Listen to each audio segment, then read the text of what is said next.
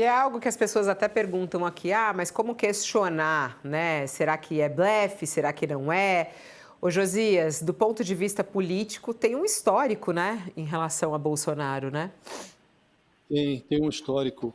É preciso considerar esse histórico, né, Fabiola? Até do ponto de vista jurídico mesmo, né?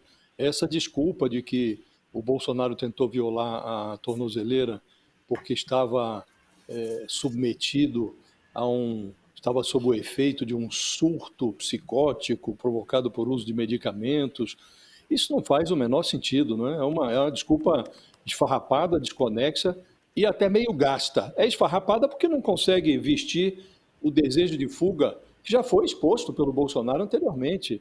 No próprio despacho em que mandou a Polícia Federal trancar o Bolsonaro, o Alexandre de Moraes rememorou que ele planejou durante a investigação, que posteriormente virou condenação, ele planejou a fuga para a Embaixada da Argentina, solicitou, tinha lá um formulário, foi capturado dentro do celular dele, um formulário solicitando asilo político na Argentina.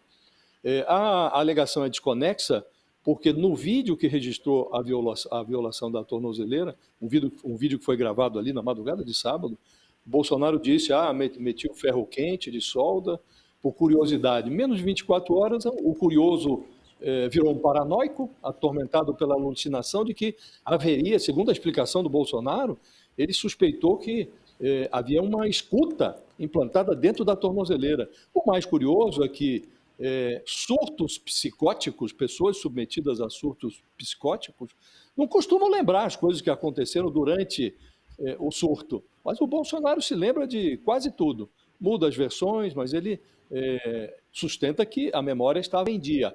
E essa desculpa do surto medicamentoso é gasta porque já foi usada em 2023. O Bolsonaro foi incluído nesse inquérito sobre a trama do golpe a pedido da Procuradoria. E ele começou a ser investigado por causa de uma publicação nas redes sociais feita em 10 de janeiro, 2 dias depois do quebra-quebra lá na Praça dos Três Poderes. Ele postou um vídeo que atacava o sistema eleitoral, atribuía a vitória do Lula a uma hipotética fraude. Depois ele apagou o vídeo, horas depois ele apagou o vídeo.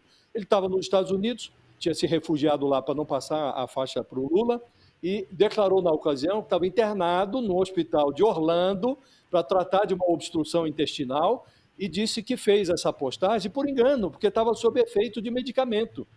E esse lero-lero foi repetido num depoimento à Polícia Federal em abril de 2023, e o advogado do Bolsonaro era o mesmo, Paulo Cunha Bueno, o mesmo que visitou o Bolsonaro agora na Polícia Federal, no último sábado, e ele declarou, o advogado, lá em 2023, o vídeo foi postado na página do Facebook, quando ele estava internado, o que ele queria mesmo era transmitir o vídeo para o WhatsApp, para ele assistir depois. Mas, por acaso, estava sob efeito de morfina no hospital de Orlando, e aí acabou, por engano, postando o vídeo. Então, essa conversa fiada não é nem nova. Né? Então, daí, Fabiola, o cuidado que o Supremo tem que ter para não cair nesse tipo de esparrela, e parece que os ministros estão muito firmes no propósito de assegurar que o Bolsonaro não faça o Supremo Tribunal Federal de bobo. Né? Então, está lá trancado na Polícia Federal, garantiram-se lá todos os direitos que ele tem por lei, assistência médica, visita de familiares, alimentação adequada, está tudo ali nos despachos do Alexandre de Moraes. Né? Agora, papel de bobo o Supremo não pode fazer, nem deve fazer. Né? Aliás, Josias, você lembrou sobre o vídeo, né? Esse foi o vídeo mais comentado, né, nas últimas horas, continua sendo. Esse vídeo da tornozeleira eletrônica, algumas pessoas inicialmente achavam que não era verdadeiro o vídeo diante de tanto absurdo, mas ele é verdadeiro, foi divulgado pelo Supremo Tribunal Federal. E quando Bolsonaro conta, né, que ele metiu um ferro quente. Curiosidade, vamos aí ver um trecho. Equipamento 85916-5.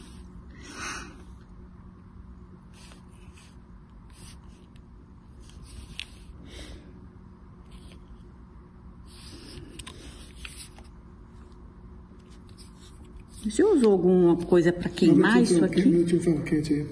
Ferro quente? Curiosidade. Que ferro foi? Ferro de passar? Não, ferro de solda.